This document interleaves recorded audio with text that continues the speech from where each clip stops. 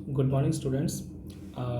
आज का हमारा टॉपिक है 11th क्लास के अंदर जो हमारा अकाउंटिंग स्टैंडर्ड्स है उसके बारे में आज हम जानेंगे कि इनका क्या इम्पोर्टेंस है, क्या ऑब्जेक्टिव्स है और हम इनको क्यों ज़रूरी है हमारे लिए। ठीक है, तो फर्स्ट ऑफ ऑल हम देखेंगे इसमें हमारे पास जो है वो अकाउंटिंग स्टैंडर्ड्स हैं। तो इसके अंदर में हम सबसे पहले जो पढ़ेंगे वो पढ़ेंगे meaning of accounting standards. Okay, तो फर्स्ट पॉइंट हमारे पास ये रहेगा। उसके बाद हम पढ़ेंगे नेचर ऑफ अकाउंटिंग स्टैंडर्ड्स।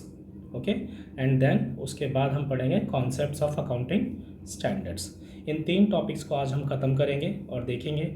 ठीक है, चलिए शुरू करते हैं यहाँ से। पहला टॉपिक हमारे पास अवेलेबल है meaning of accounting standards. Means क्या होता है? Accounting standards are a set of guidelines that is generally accepted accounting principles.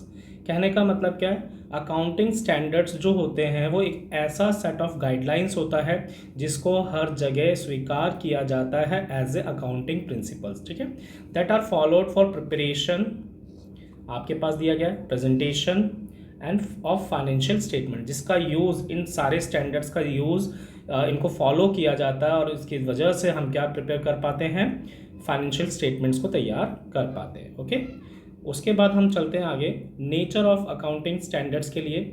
Nature of accounting standards के अंदर में हमारे पास कुछ पॉइंट्स गिवन है, उनको ज़रा समझ लेते हैं पहले। जैसा कि इसका फर्स्ट पॉइंट है नेचर का, accounting standards are guidelines providing the framework so that credible financial statements are prepared. Means आपको समझ में आ गया होगा कि अकाउंटिंग स्टैंडर्ड्स जो हैं वो एक ऐसा गाइडलाइंस होता है जिसके ज़रिए हम अपनी फाइनेंशियल स्टेटमेंट्स को प्रिपेयर करते हैं। Okay, the objective of setting accounting standards is to bring uniformity in accounting practices. ठीक है, और इसका उद्देश्य यही है बनाने का अकाउंटिंग स्टैंडर्ड्स को, ताकि हम यूनिफॉर्मिटी ला सके अपनी अकाउंटिंग के अंदर। ऐसा ना हो कि अभी कुछ और हमने सेटअप किया हुआ है, अगली बार हमने कुछ और उसको कहीं और पे डील कर दिया, ताकि उसके अंदर जितनी भी अकाउंटिंग करते हैं हम लोग, प्रैक्टिसेस होती है हमारे लिए, उसमें सभी में यूनिफॉर्मिटी आ सके, ताकि ट्रांसपेरेंसी बनी रहे एंड कंसिस्टेंसी रहे और कंपैरेबिलिटी। क्योंकि अगर सारे के सारे एक ही जैसे स्टैंडर्ड्स के बेस पर हम अकाउंटिंग करेंगे तो इसका मतलब है उसमें कोई भी नॉन ट्रांसपेरेंसी नहीं होगी, कंसिस्टेंसी से काम होगा और कंपेयर किया जा सकता है। कि जैसे कि आप देखते होंगे हर एक कंपनी क्या करती है, कंपेयर करती है अपने बैलेंस शीट्स को, प्रॉफिट एंड लॉस को एक्सेट्रा, जो एनालाइज करते हैं रिपोर्ट्स वगैरह को, कि कंपनी को पिछले साल कितना टर्नओवर था या प्रॉफिट था तो इस साल कितना है। तो ये तभी पॉसिबल है जब आप हर जगह एक ही जैसे अकाउंटिंग स्टैंडर्ड्स को फॉलो करते रहो, ऐसा ना हो कुछ और चेंज कर दो अपने हिसाब से। ठीक है, इसीलिए हमने अकाउंटिंग स्टैंडर्ड्स को नीड होती है। Accounting standards are mandatory in nature. जब भी हम कभी अकाउंटिंग करने की बात करते हैं तो उसके लिए हमारे लिए क्या होता है? अकाउंटिंग स्टैंडर्ड्स बहुत ज़्यादा ज़रूरी हो जाते हैं। Okay, then after that fourth point आता है हमारे पास में, accounting standards are prepared keeping in view the business environment. जब भी हम अकाउंटिंग स्टैंडर्ड्स की प्रिपरेशन की गई है तो इसको ये ध्यान में रखा गया है कि बिजनेस एनवायरनमेंट कैसा है और उस देश की कंट्री, मतलब देश की जो लॉज है या कंट्रीज़ की जो भी लॉज और रेगुलेशंस होते हैं उनको ध्यान में रख के अकाउंटिंग स्टैंडर्ड्स सेट ऑफ किए जाते हैं। ठीक है, it therefore naturally means that the guidelines changed with the changing and business environment and laws. और जाहिर सी बात है इसमें यह बताया गया गाइडलाइंस जो हैं वो चेंज हो सकती है। जैसे कि हमारे यहाँ पे अकाउंटिंग स्टैंडर्ड्स या गाइडलाइंस रूल्स के अकॉर्डिंग कुछ स्टैंडर्ड्स हमारे अकॉर्डिंग होंगे, क्योंकि इंडिया का बिजनेस एनवायरनमेंट जिस तरीके से, और थोड़े बहुत चेंजेस आपको अदर कंट्रीज़ के लॉज के अंदर भी मिलेगा, क्योंकि वहाँ की सरकार अलग है, लॉज अलग हैं, तो इस वजह से हमें चेंजेस देखने को मिलते हैं। और हमें ऐसे अकाउंटिंग स्टैंडर्ड्स को सेट ऑफ करना किए जाते हैं, कहने का मतलब है ऐसे अकाउंटिंग स्टैंडर्ड्स हमारे लिए तैयार किए जाते हैं जो हर जगह आसानी से एप्लीकेबल हो जाए और उसको आसानी से एक्सेप्ट किया जा सके। ओके, आफ्टर दैट हमारे पास आता है fifth point, accounting standards have also been made flexible in the sense that where alternative accounting practices are acceptable. इसका मतलब है अकाउंटिंग स्टैंडर्ड्स जो हैं थोड़े से फ्लैक्सीबल बनाए जाते हैं, ताकि जब भी कभी आपको ज़रूरत पड़ती है तो अकाउंटिंग प्रैक्टिसेस के लिए उसको हम थोड़ा बहुत मॉडिफाई या चेंज कर सकें उसके अंदर। जैसे जैसे रूल्स बदलते हैं, रेगुलेशंस चेंज होते हैं, लॉज आते हैं अलग अलग आपके, तो उसके हिसाब से आपके पास क्या होता है, हमें थोड़ा बहुत उसके अंदर अमेंडमेंट या चेंजेस करने होते हैं, ताकि हमारे लिए उसको अडॉप्ट करना, उसको प्रैक्टिस करना आसान हो जाए। ठीक है, उसके बाद बात करते हैं हम लोग क्या कहते हैं उसे, एक मिनट इसको नीचे कर देते हैं थोड़ा सा। उसके बाद हमारे पास आता है कॉन्सेप्ट ऑफ अकाउंटिंग स्टैंडर्ड्स। ठीक है, कॉन्सेप्ट क्या है इसका, लास्ट पॉइंट है, accounting standards describe the accounting rules. क्या बोला गया यहाँ पे, जो अकाउंटिंग स्टैंडर्ड्स होते हैं वो क्या करते हैं आपके लिए, अकाउंटिंग रूल्स को डिस्क्राइब करते हैं, प्रोसीजर को for recognition and measurement, treatment, presentations and disclosure of accounting transactions in financial statement. ठीक है, कहने का मतलब है अकाउंटिंग स्टैंडर्ड्स डिस्क्राइब करते हैं अकाउंटिंग रूल्स को, प्रोसीजर को रिकग्नाइज करते हैं, मेजरमेंट करते हैं और उसको प्रेजेंट करते हैं और पूरी तरीके से डिस्क्लोज करते हैं जितनी भी अकाउंटिंग ट्रांजेक्शन होती हैं, कहाँ पर, फाइनेंशियल स्टेटमेंट्स के अंदर में। ठीक है, अगला आता है हमारे पास में points, objectives of accounting standards क्या है हमारे पास में। ठीक है, क्यों बनाया जाता है भाई, उद्देश्य क्या है इसका, इसको भी समझ लेते हैं अच्छे से।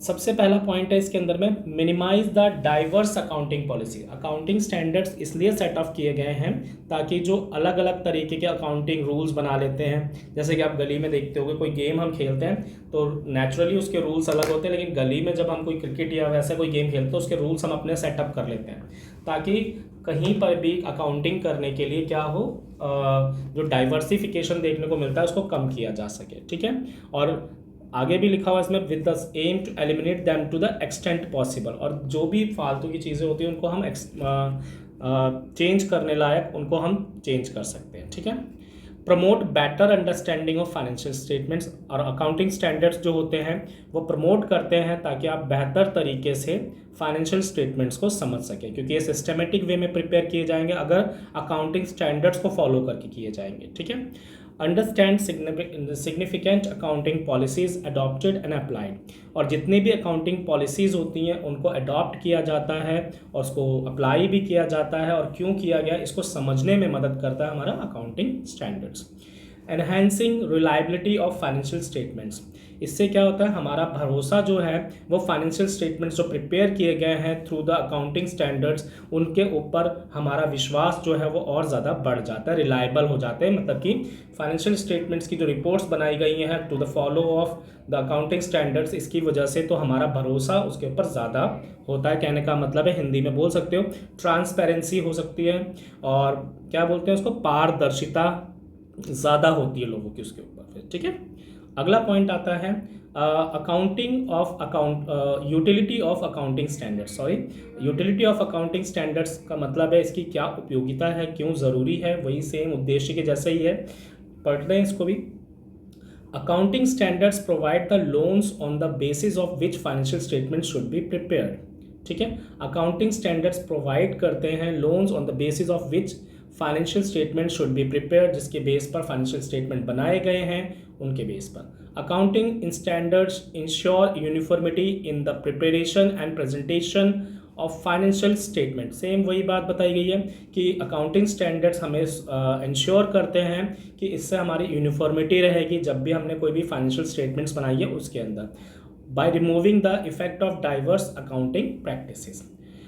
Accounting standards create confidence among the users of accounting information. कहने का मतलब अकाउंटिंग स्टैंडर्ड्स को फॉलो करके जब भी अकाउंटिंग की जाती है, इसका मतलब है जो भी उसके यूजर्स हों, एक्सटर्नल और इंटरनल, वो सभी उसके ऊपर पूरी तरीके से कॉन्फिडेंस क्रिएट कर सकते हैं, दिखा सकते हैं। Accounting standards help auditors in auditing the accounts, they help accountants to follow uniform practice and policies. Accounting जो स्टैंडर्ड्स होते हैं वो मदद करते हैं ऑडिटर्स को ऑडिटिंग करने के लिए। ऑडिटिंग करते हैं किसकी, अकाउंट्स वगैरह की, जब तो उसमें मदद करते हैं, और अकाउंटेंट्स को ये भी पता चलता है कि ये जो प्रैक्टिस की गई है वो बिल्कुल सही तरीके से की गई है, इसका पता लगाया जा सकता है, रूल्स एंड रेगुलेशन को फॉलो किया गया। अगला पॉइंट हमारे पास आता है लिमिटेशंस की बात करते हैं। लिमिटेशंस ऑफ अकाउंटिंग स्टैंडर्ड्स, भाई जब कुछ रूल्स एंड पॉलिसीज़ बनाई जाती हैं, आप सभी जानते हैं, तो कुछ उसकी लिमिटेशंस भी होती हैं, दायरे होते हैं उसके कुछ। ठीक है, तो जैसे कि सबसे पहला पॉइंट इसके अंदर आपको प्रोवाइड किया गया है, क्या है इसके अंदर में आपको दिया गया है, accounting standards are man made has it does not pass the verification test always. ठीक है, आप सभी को पता है कि अकाउंटिंग स्टैंडर्ड्स जो हैं वो हमने अपनी सहूलियत के लिए बनाए हुए हैं, रूल्स एंड रेगुलेशन, और इसलिए कोई किसी भी वेरिफिकेशन टेस्ट को पास नहीं कर सकता हमेशा। कभी कभार इसमें कुछ कमियां भी देखने को मिल सकती हैं। Okay, accounting standards are based on business environment and laws of the country. जैसा कि आपको पहले बताया था मैंने कि अकाउंटिंग स्टैंडर्ड्स जो प्रिपेयर किए जाते हैं वो उस देश के बिजनेस एनवायरनमेंट और कंट्री की लॉ के ऊपर डिपेंडेंट होते हैं अक्सर, क्योंकि जैसे जैसे सरकार बदलती है, नई सरकार आती है, तो वो अपने कुछ रूल्स एंड रेगुलेशन पॉलिसीज लाते हैं, प्लान्स लाते हैं, स्कीम लाते हैं, जिसकी वजह से हमारे अकाउंटिंग स्टैंडर्ड्स पे भी इफेक्ट पड़ता है और उसके अंदर भी थोड़े बहुत बदलाव करने पड़ जाते हैं। ओके, नेक्स्ट पॉइंट आता है हमारे पास में जो कि है इंटरनेशनल फाइनेंशियल रिपोर्टिंग स्टैंडर्ड्स, जिसे हम IFRS भी कहते हैं। इसे हम क्या बोल सकते हैं? IFRS। ठीक है, IFRS भी हैं, ये इंटरनेशनल लेवल पे आपके यूटिलाइज किए जाते हैं, तो इसलिए है यहाँ पे इनके बारे में कुछ बेसिक जानकारी दी गई है, उसको थोड़ा समझ लेते हैं please. International accounting standards committee established इन 1973। ठीक है, जो इंटरनेशनल अकाउंटिंग स्टैंडर्ड्स कमिटी है वो कब स्टैब्लिश हुई थी? 1973 के अंदर हुई थी, याद रखिएगा, कभी कभार 1 मार्क्स क्वेश्चन बन जाता है ऑब्जेक्टिव के अंदर में। It is replaced by international accounting standards board in the year 2001। इसको IASB से इसको क्या कर दिया गया? रिप्लेस कर दिया गया। पहले हमारा अकाउंटिंग था IASC, ठीक है, IASC था, ठीक है, उसको रिप्लेस किया गया 2001 में, and IFRS issues bye international accounting standard board. अब उसको बदलकर IFRS इशू कर दिया गया है। ठीक है, मतलब कि IASB ने क्या किया है? IFRS को इशू कर दिया है। ठीक है, आगे चलते हैं। IFRS are set of accounting standards developed by the international accounting standard. अभी जो हम पढ़ रहे थे वो था सिर्फ अकाउंटिंग स्टैंडर्ड्स, और यहाँ पे जो बात की गई है वो है आपकी इंटरनेशनल अकाउंटिंग स्टैंडर्ड्स की। Board that international accounting standard setting body, जिसके IASB ने इसको सेटअप किया हुआ है। ठीक है, IFRS are refer to a principle based accounting standard. इसको भी एक तरीके से प्रिंसिपल्स बेस्ड अकाउंटिंग स्टैंडर्ड्स कह सकते हो, IFRS को भी। ठीक है, कुछ इसकी एजम्पशंस गिवन है, पढ़ लेते हैं, यहीं तक पढ़ेंगे इसको हम। सबसे पहले हमारे पास है एजम्पशन इन IFRS की। पहला है एक्रूअल एजम्पशन, इसको हम डीपली पढ़ेंगे अगले चैप्टर में, जहाँ पर हम सारी की सारी वो पढ़ेंगे, कॉन्सेप्ट्स और कन्वेंशंस को पढ़ेंगे, तब देखेंगे इसको डीपली। पहला इसकी जो एजम्पशन है वो एक्रूअल एजम्पशन होती है। सेकंड है गोइंग कंसर्न एजम्पशन होती है आपके पास में, एंड थर्ड है measuring unit assumption, and last constant purchasing power assumption है। ठीक है, ये हमारे पास कुछ एजम्पशन है जो IFRS ने दी हुई है। अगले चलते हैं थोड़ा सा आगे की तरफ। यहाँ पे IFRS बेस्ड फाइनेंशियल स्टेटमेंट भी हैं। कौन कौन सी स्टेटमेंट्स को प्रिपेयर किया जाता है अगर हम IFRS बेस्ड करते हैं उनको? ठीक है, तो देख लेते हैं प्लीज़। यहाँ पे हमारे पास में सबसे पहले है स्टेटमेंट ऑफ फाइनेंशियल पोजीशन। हमें स्टेटमेंट्स तैयार करनी पड़ती हैं जिससे कि कंपनी की फाइनेंशियल पोजीशन का पता लगे, जिसके अंदर में एसेट्स के बारे में जानकारी होती है, लायबिलिटीज़ के बारे में जानकारी होती है और इक्विटीज़ के बारे में जानकारी होती है। Okay, after that statement of comprehensive income की बात की जाती है जब, तो इसके अंदर में हम प्रिपेयर करते हैं रेवेन्यू को, और एक्सपेंस के जो स्टेटमेंट्स होते हैं उनको बनाया जाता है, जिससे ये पता चलता है कंपनी को रेवेन्यू कितना हुआ है और एक्सपेंसेस कितने हमने किए हुए हैं। ठीक है, उसके बाद हम बनाते हैं statement of change in equities. हमें statement of change in equity बनाते हैं, स्टेटमेंट ऑफ कैश फ्लो बनाते हैं, या आप लोगों को 12th में सीखने को मिलेगा। Notes and significant accounting policies, ठीक है, और अकाउंटिंग पॉलिसीज के नोट्स भी हमें प्रिपेयर करने पड़ते हैं इसके अंदर में। तो ये कुछ हमारे IFRS बेस्ड फाइनेंशियल स्टेटमेंट्स हैं जिनको हमें प्रिपेयर करना पड़ता है। ठीक है, अब हम बात करते हैं इसमें किसकी? Measurements of elements of Indian accounting standard based financial statements. ठीक है, इसमें हम कौन कौन सी चीज़ों की मेजरमेंट करते हैं देखते हैं। सबसे पहले हमारे पास है यहाँ पे historical cost method, current cost method, realisable value method, आगे है present value and fair value. ठीक है, यहाँ पे ये थोड़ा सा मिस्टेक हो गया है, शायद प्रिंटिंग लिखते समय डबल हो गया है, अपने आप एक्सेप्ट कर लिया इसने, तो थोड़ा देख लेंगे इसको। ठीक है, आगे आते हैं हम लोग थोड़ा सा, ये बहुत इंपॉर्टेंट पॉइंट है। देखते हैं difference between IFRS and Indian gap. ठीक है, गैप का जो फुल फॉर्म है आपके पास में GAAP का मतलब जनरली एक्सेप्टेड अकाउंटिंग प्रिंसिपल बोलते हैं इसको। ठीक है, और IFRS तो आपको पता ही है। The principle difference between IFRS and Indian GAAP, first है सबसे पहले IFRS प्रिंसिपल बेस्ड होते हैं वाइल इंडियन गैप और accounting standards are rule based होते हैं। ठीक है, यहाँ पर ये रूल बेस्ड बोला गया है आपको, और ये क्या बोला गया है आपको, यहाँ पे ये प्रिंसिपल बेस्ड होते हैं। ठीक है, for example under the Indian law balance sheet is prepared according to the schedule 3 of the companies act 2013 और in the form of near there to. ठीक है, अकाउंटिंग स्टैंडर्ड्स के बेस पर, इंडियन अकाउंटिंग स्टैंडर्ड्स के base पे अगर देखा जाए तो हम शेड्यूल 3 को कंपनीज एक्ट के अंदर बैलेंस शीट बनाने के लिए करते हैं। It means a balance sheet item should be depicted under the prescribed head. ठीक है, in contrast to this IFRS do not prescribe any form of the balance sheet, they prescribe that items may be shown in the balance sheet in accordance with the principle associated with them. मतलब जबकि IFRS के अंदर में क्या होता है, जो उसके प्रिंसिपल्स दिए गए हैं उसके बेस पर ही आप उन आइटम्स को शो कर सकते हो बैलेंस शीट के अंदर में। ठीक है, ओके, आगे चलते हैं। सेकंड पॉइंट जो हमारे पास में इसमें वो दिया गया है, IFRS are based on fair value concept.